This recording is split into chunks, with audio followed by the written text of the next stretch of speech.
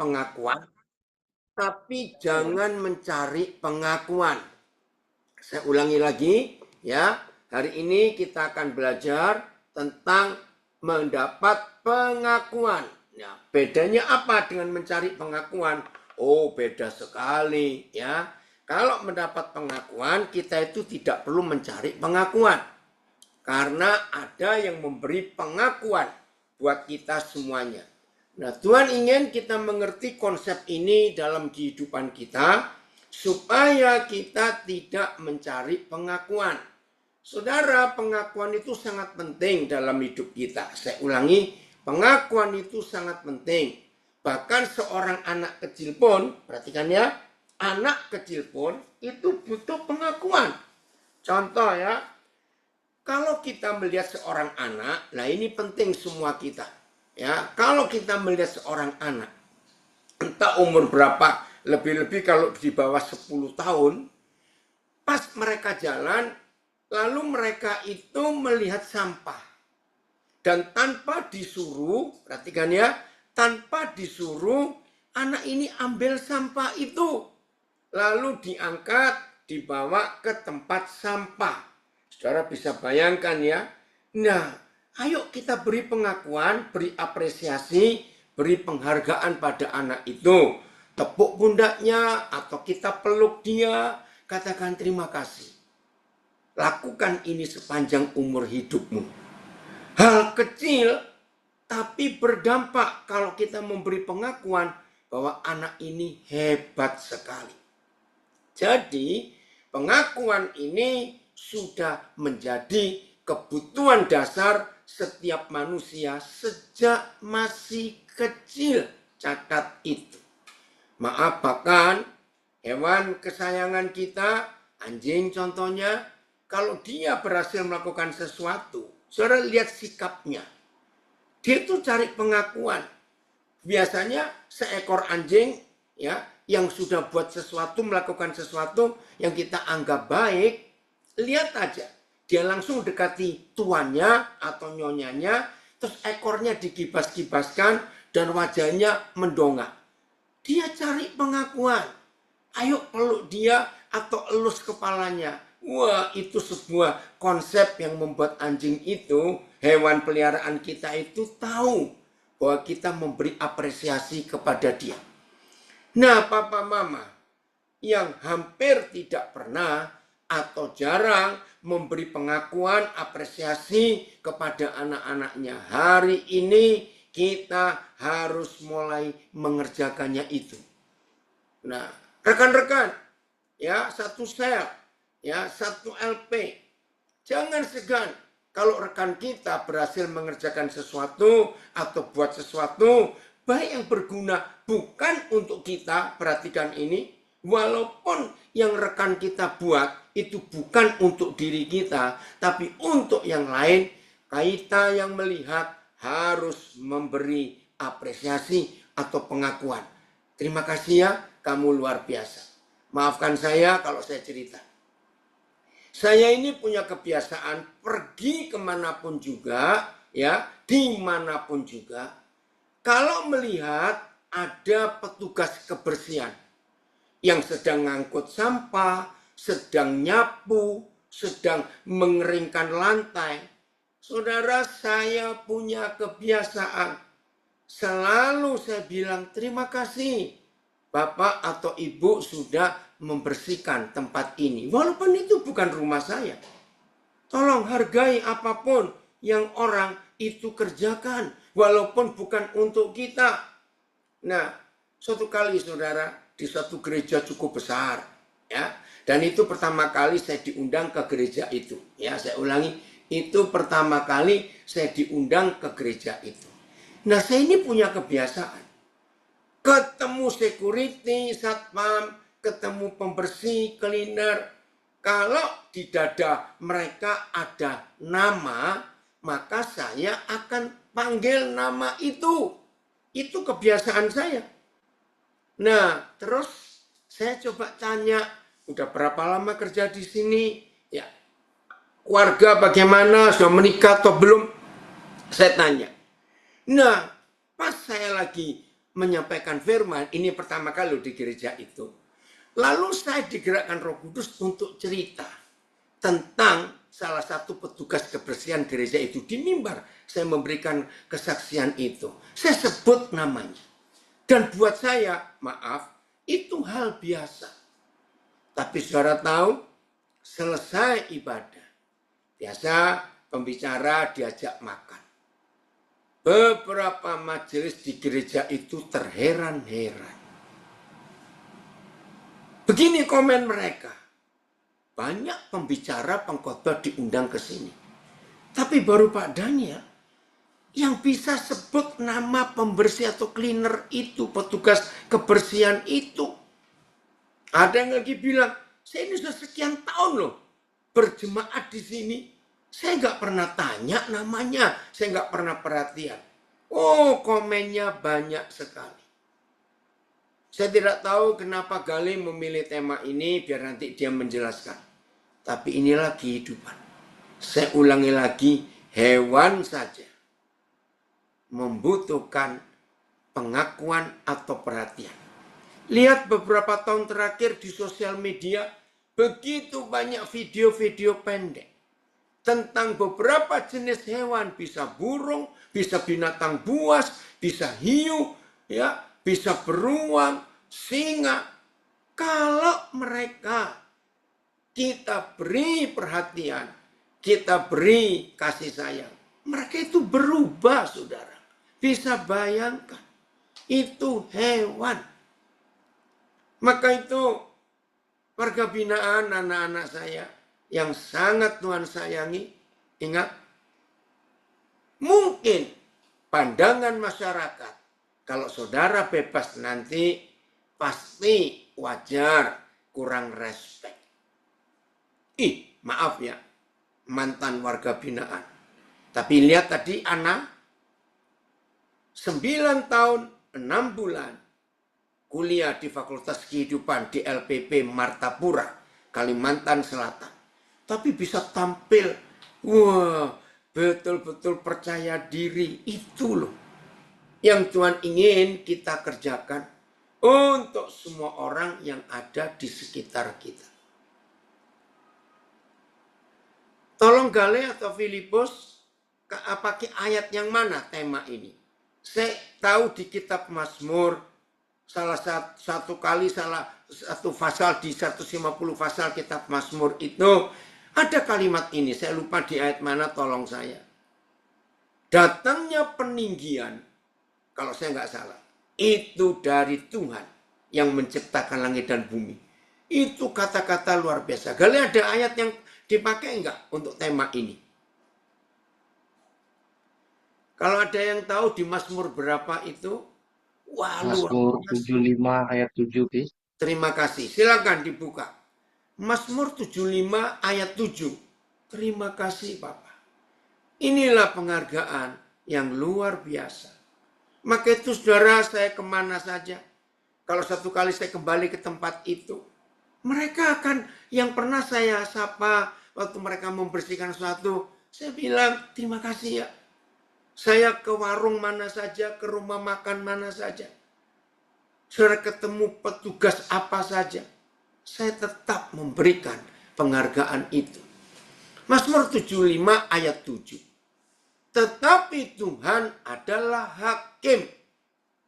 Direndahkannya yang satu dan ditinggikannya yang lain. AYT. Melainkan dari Tuhan, yang naik lagi, Phil? Ya. Melainkan dari Tuhan. Oh, berarti ada ayat 6-nya ini. Coba lihat ayat 6 dulu. Ya. Nah, ini yang saya cari ayat ini. Terima kasih. Sebab bukan dari timur atau dari barat, dan bukan dari padang gurun datangnya peninggian itu. Ada kata lain enggak ya selain peninggian? Coba Phil naik lagi, ingin tahu peninggian. Semuanya peninggian, agak susah dimengerti. Tapi kita tahu ya, ditinggikan, diangkat, dihargai ya oleh Tuhan. Ada enggak kata lain? Oh ya, MELT. Sebab kemuliaan itu, penghargaan itu pengakuan itu, peninggian itu bukanlah berasal dari timur atau dari barat ataupun dari padang gurun. Terjemahan yang lain, Phil. Coba cari VMD-nya. Oh ya, VMD lihat. Tidak ada kuasa di atas bumi. Ini keren, VMD. Tidak ada kuasa di atas bumi yang dapat membuat seseorang menjadi penting. Wah, terima kasih Bapak. Saya ulangi lagi ya, terjemahan ini bagus. Tidak ada kuasa di atas bumi yang dapat membuat seseorang menjadi penting. Terima kasih Tuhan. Evanya, karena kenaikan pangkat dan kuasa bukan berasal dari bumi ini, melainkan dari Tuhan semata-mata.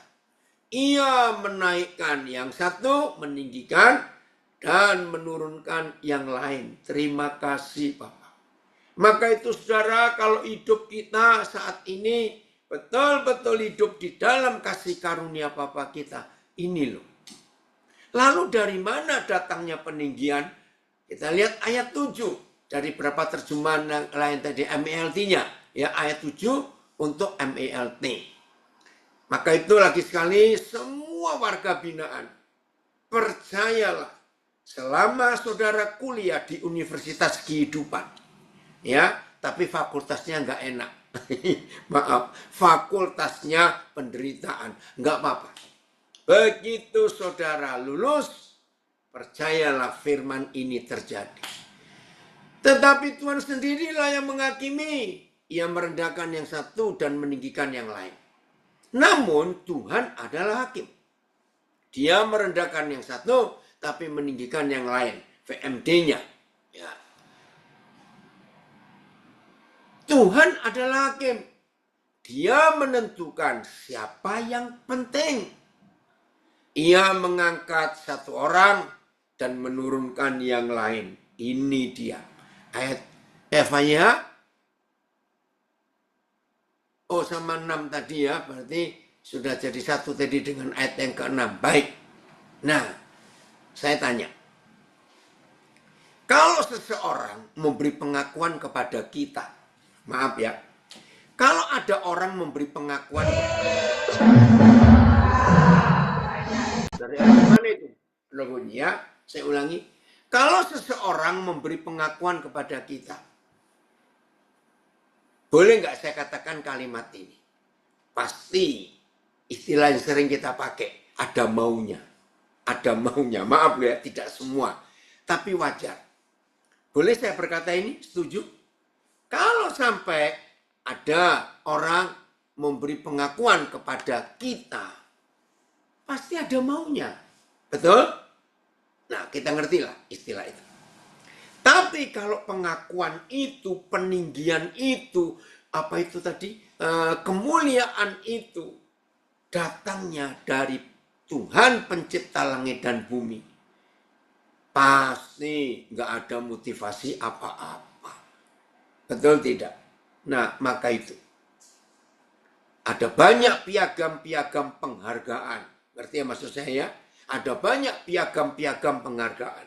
Ada banyak plakat-plakat yang mencantumkan nama kita. Lalu ada tulisan ini itu. Ada banyak dan itu bisa dibuat.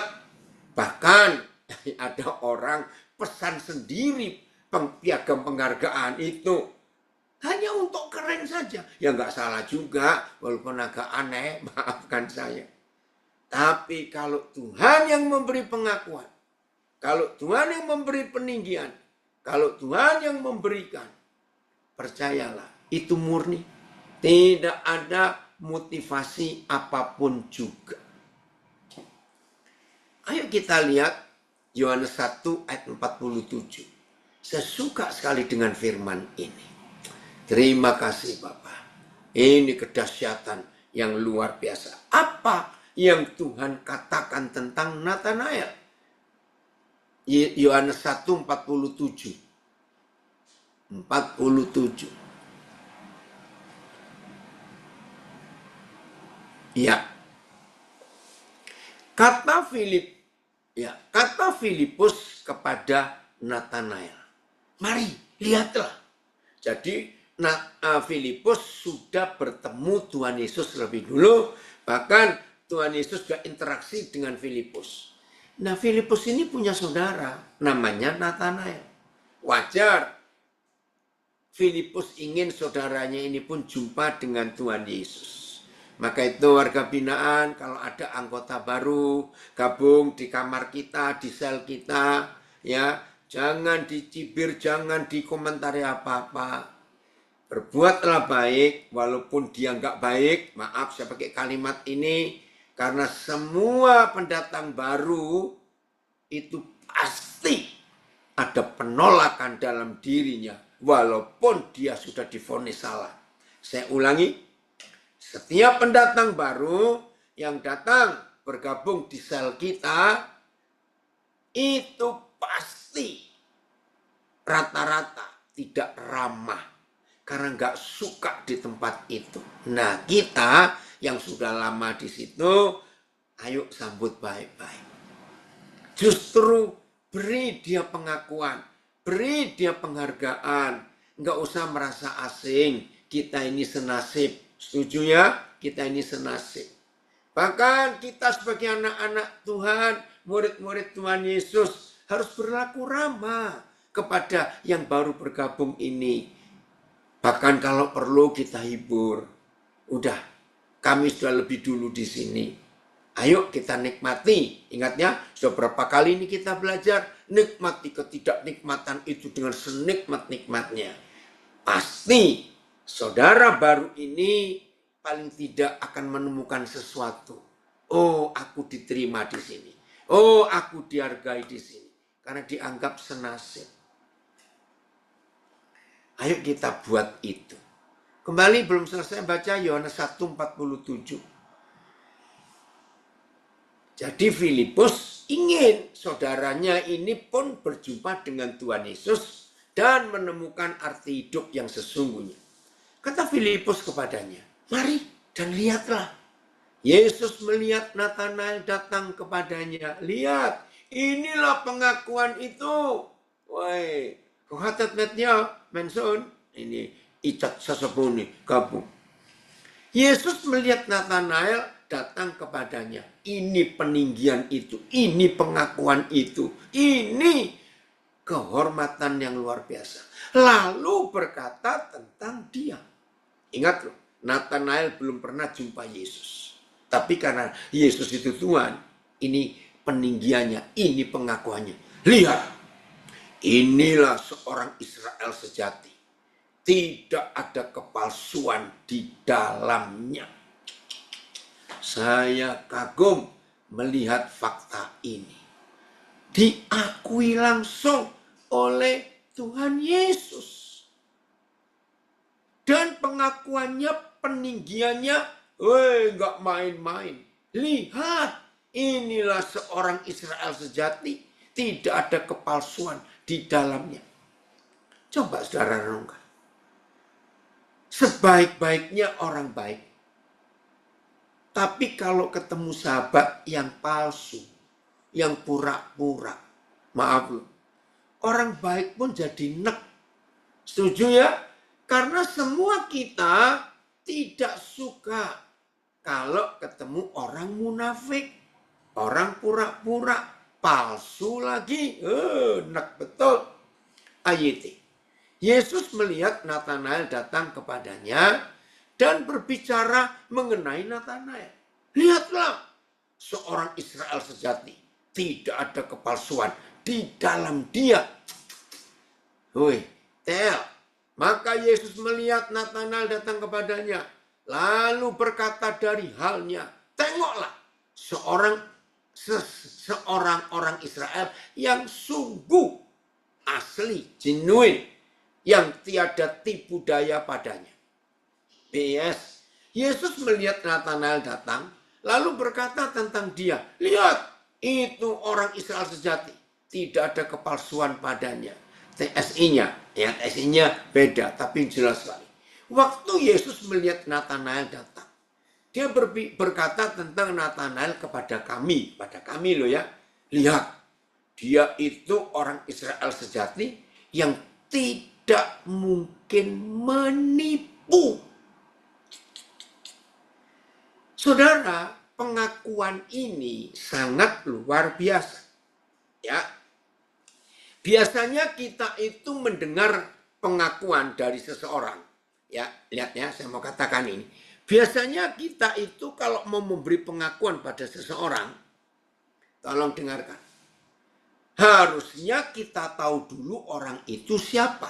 Baru kita beri pengakuan. Nah, kalau kita nggak kenal, apalagi nggak tahu seseorang itu, tiba-tiba kita memberi pengakuan. Dari mana dasarnya?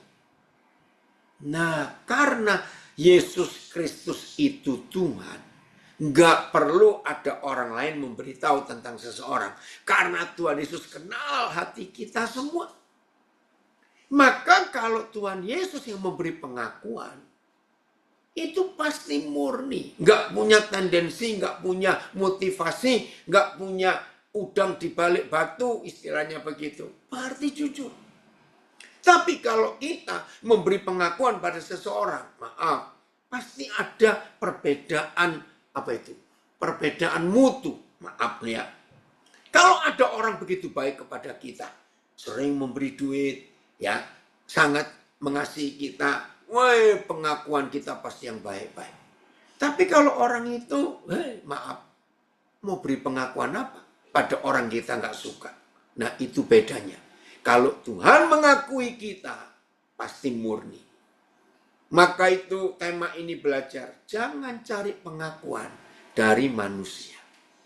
Tapi kalau kita bertemu seseorang yang berhak menerima pengakuan itu, seperti kesaksian saya ketemu petugas kebersihan di mana saja, saya selalu berkata terima kasih. Penyapu jalan pun kalau pas saya lewat, mereka sedang nyapu jalan, saya akan berkata terima kasih. Jalanan ini jadi bersih. Ucapkan. Bahkan kalau ada sesuatu yang kita bisa beri, kita beri.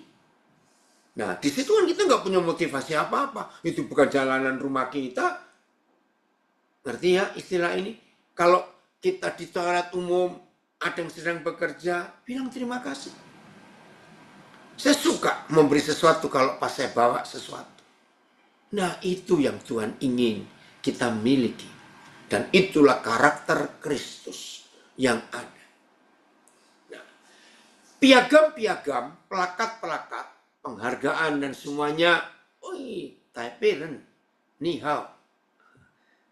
Kok bisa ikut gabung? Ya.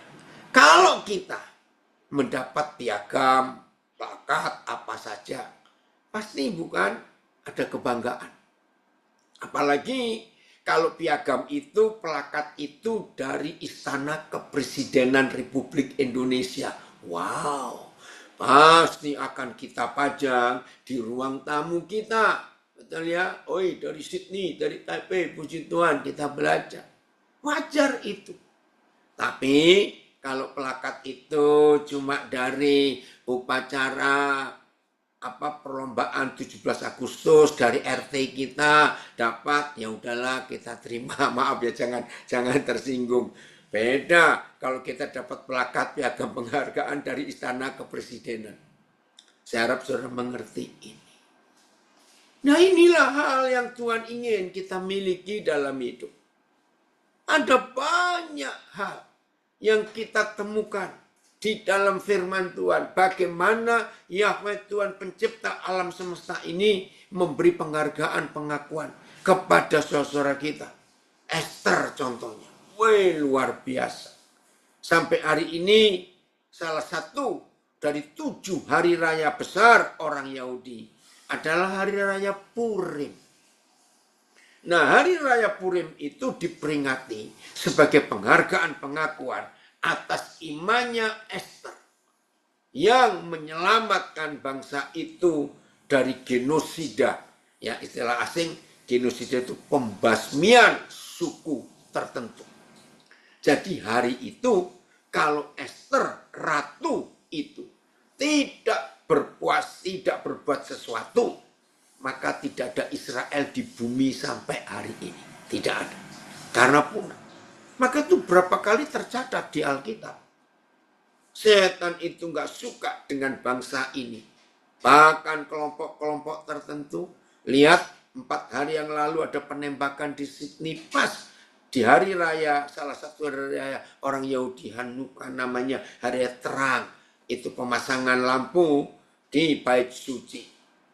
Nah, Esther tampil dengan hikmat dari Bapa di surga. Selamatlah bangsa Yahudi dari seorang bernama Haman.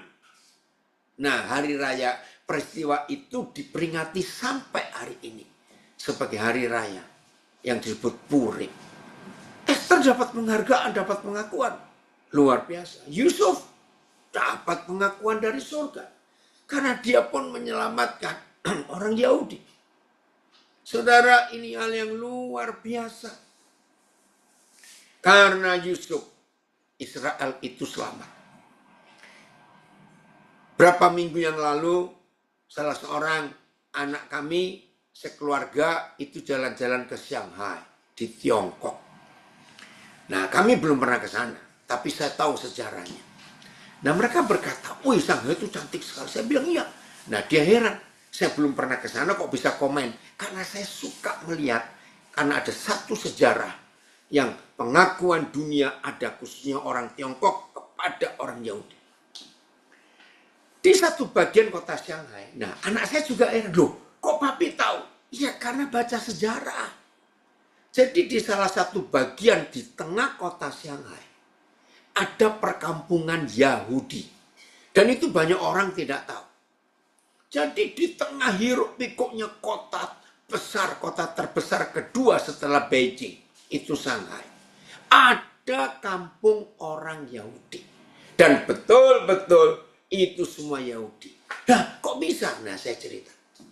Waktu Hitler sedang gila-gilanya di Eropa, maka Austria itu tidak diporak-porandakan oleh Hitler, sebab Hitler itu orang Austria, kelahiran negara Austria, saya lupa kota mana.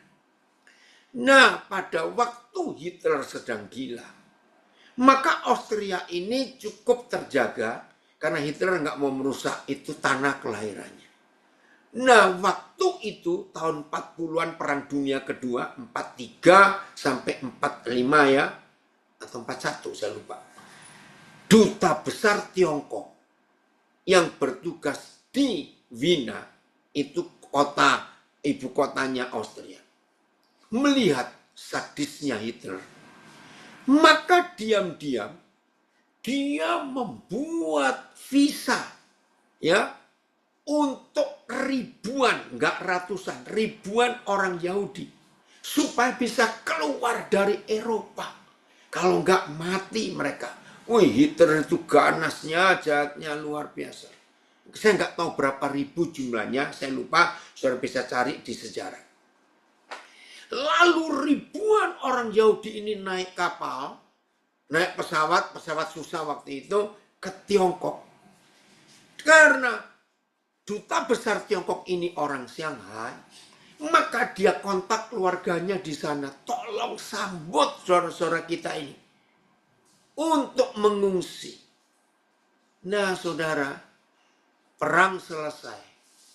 Ada ribuan orang Yahudi selamat.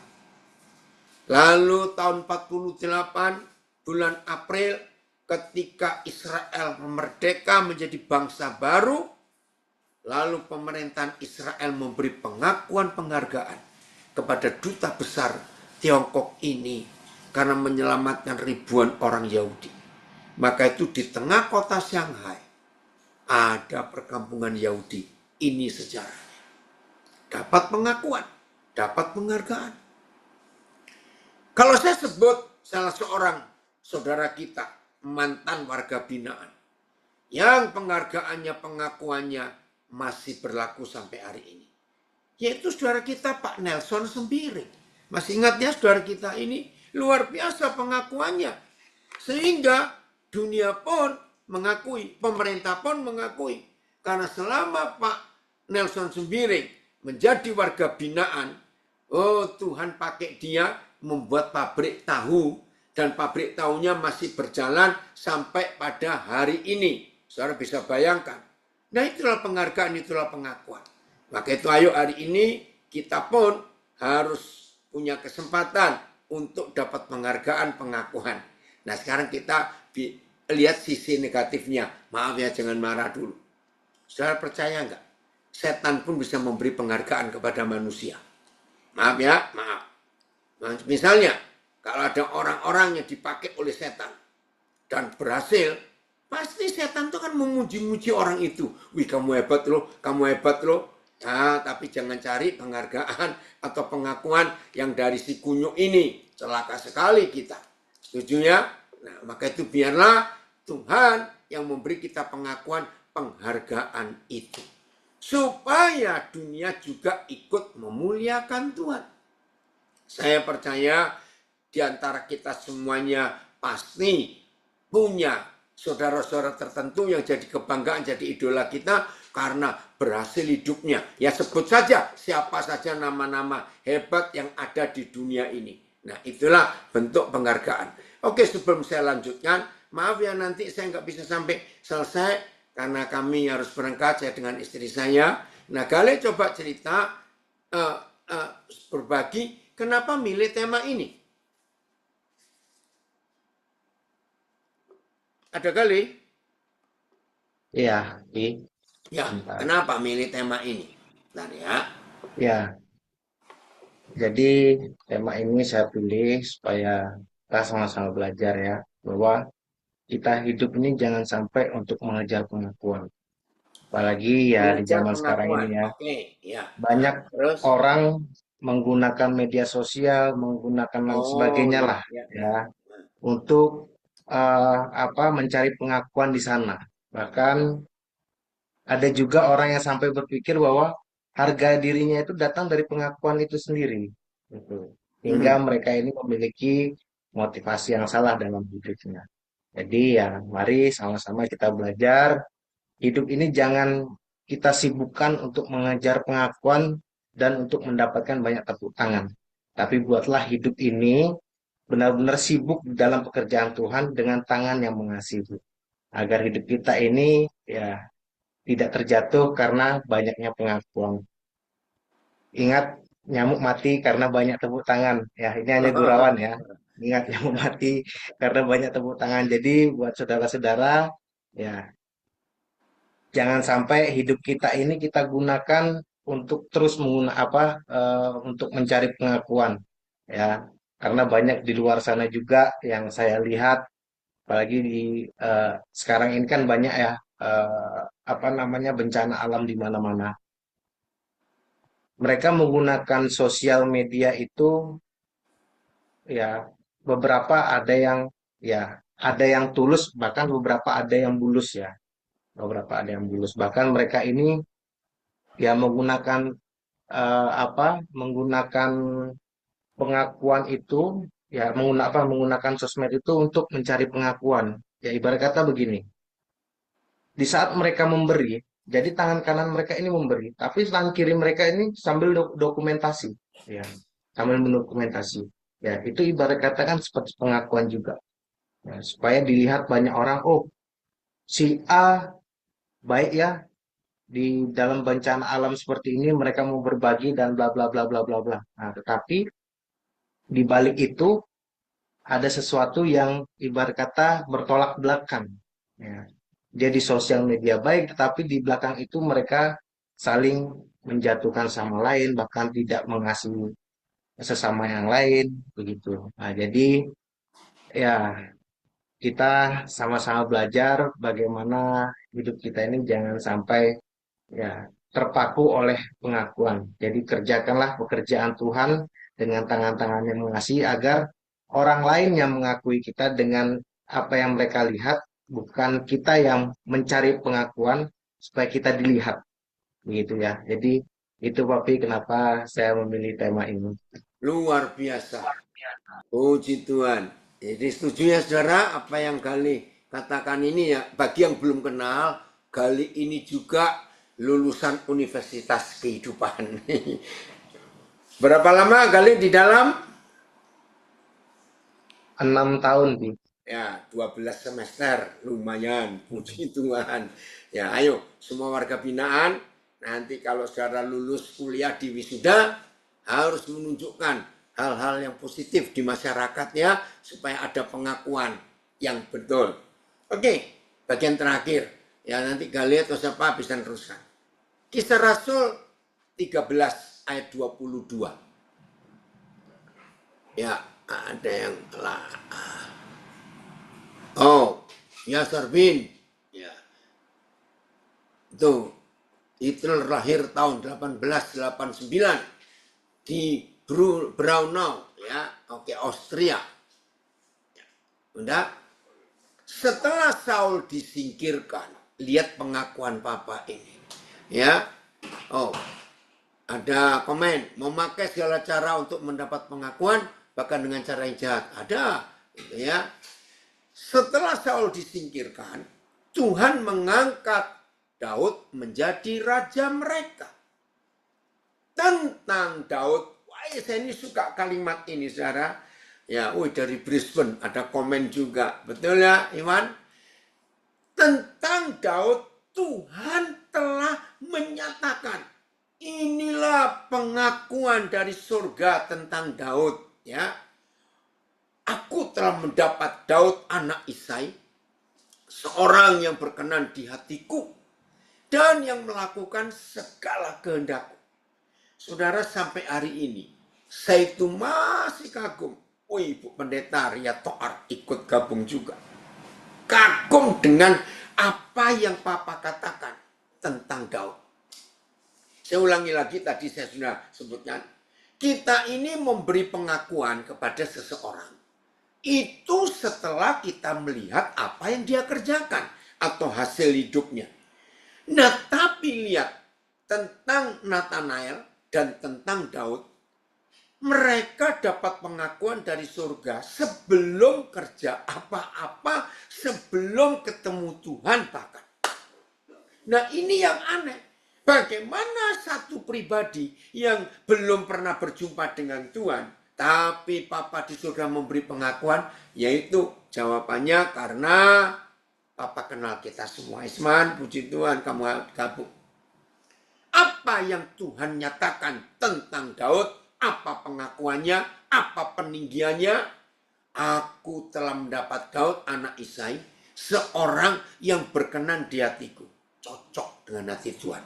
Dan yang melakukan segala kehendakku. Nah, ini yang aneh.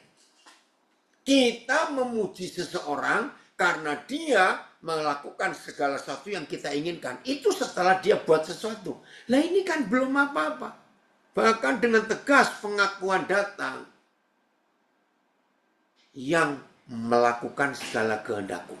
Coba ayat. Setelah Tuhan menyingkirkan Saul, Tuhan membangkitkan Daud untuk menjadi raja mereka. Yang tentangnya Tuhan telah bersaksi dan berkata, tegasnya memberi pengakuan, memberi pernyataan, telah ya bersaksi dan berkata, aku telah menemukan Daud anak laki-laki Isai, orang yang berkenan di hatiku, yang akan melakukan semua kehendakku. Yes. Setelah Tuhan menggeserkan Saul dari kedudukannya, ingat tadi Mazmur 75, ya, Tuhan bisa mengangkat seseorang, Tuhan bisa merendahkan yang lain. Setelah Tuhan menggeserkan dia dari kedudukannya, Tuhan mengangkat pula Daud menjadi raja mereka. Dan inilah yang dikatakan Tuhan tentang Daud. Belum pernah ketemu loh. Apa pengakuan Yahweh Tuhan tentang Daud? Aku, Sam, sudah mendapati Daud anak Isai itu seorang yang menyenangkan hatiku. Wih, luar biasa. Ialah orang yang akan melaksanakan kemauanku. Terpujilah Tuhan kalau saudara dan saya bisa dapat pengakuan seperti ini dari Bapa di surga. Ayo kita nantikan, walaupun kita nggak cari hormat. TSI, setelah Yahweh menurunkan Saul dari tahtanya, dia mengangkat Daud sebagai raja. Dan inilah yang Tuhan katakan tentang Daud. Pada Daud, anak Isai itulah Aku sudah menemukan, sudah. Hebat ya, sudah menemukan orang yang hatinya sesuai dengan hatiku. Wih, ini luar biasa. Terima kasih. Semua kita rindu kalau Papa bisa mengakui kita. Oke, ada komen. Ayo berlomba-lomba mencari pengakuan dari Tuhan Yesus. Setuju? Ayo. Terima kasih Tuhan. Haleluya. Aku sudah menemukan orang yang hatinya sesuai dengan hatiku. Dialah yang akan melakukan semua yang aku mau. Kami siap Tuhan. Oleh pertolongan Roh Kudus yang hebat. Bisa kita ngalami itu. VMD-nya. Well, ayo. Pengakuan datang dari Yahweh Tuhan kita. Bapa, Engkau tahu hati kami masing-masing. Periksa. Kita lihat. Setelah menyingkirkan Saul, Tuhan mengangkat Daud sebagai raja mereka. Tuhan bersaksi tentang Daud katanya. Aku mendapati bahwa Daud anak Isai itu seorang yang berkenan pada hatiku. Dan ia akan melakukan segala sesuatu yang aku minta kepadanya. Wih, luar biasa. Dia akan melakukan segala sesuatu yang aku minta kepadanya. Kami siap Tuhan mengatakan itu. AMD. Setelah menyingkirkan Saul, Tuhan menjadikan Daud sebagai raja mereka. Inilah yang Tuhan katakan tentang Daud. Aku telah menemukan Daud anak laki-laki Isai. Orang yang dekat dengan hatiku, ia akan melakukan segala sesuatu yang aku inginkan. Puji Tuhan. FYH. Ini yang terakhir. Tetapi Tuhan menyingkirkan dia dan mengangkat Daud sebagai raja. Mengenai Daud, Tuhan berkata, Daud anak Isai sangat kusukai. Haleluya. Sebab ia taat kepadaku.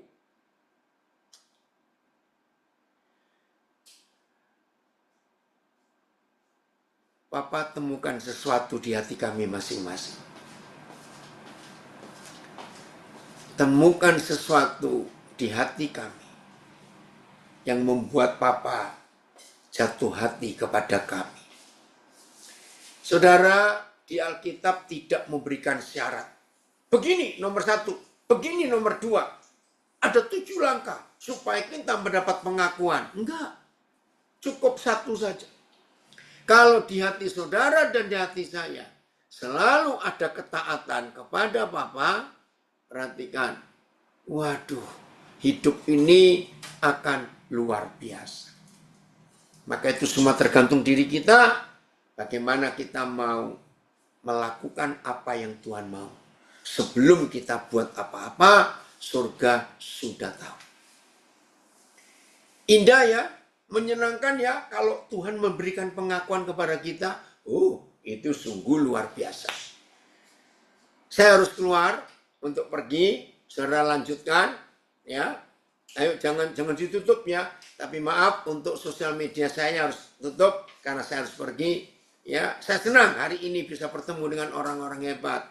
Tuhan Yesus memberkati. Bapak Ibu petugas yang menemani anak-anak kami, saudara kami, Tuhan memberkati. Ya, ayo jangan lupa ya nanti 30 Desember kita akan Natal. Ya, Elpis Indonesia kita nggak tahu bagaimana itu. Tuhan menolong kita semuanya.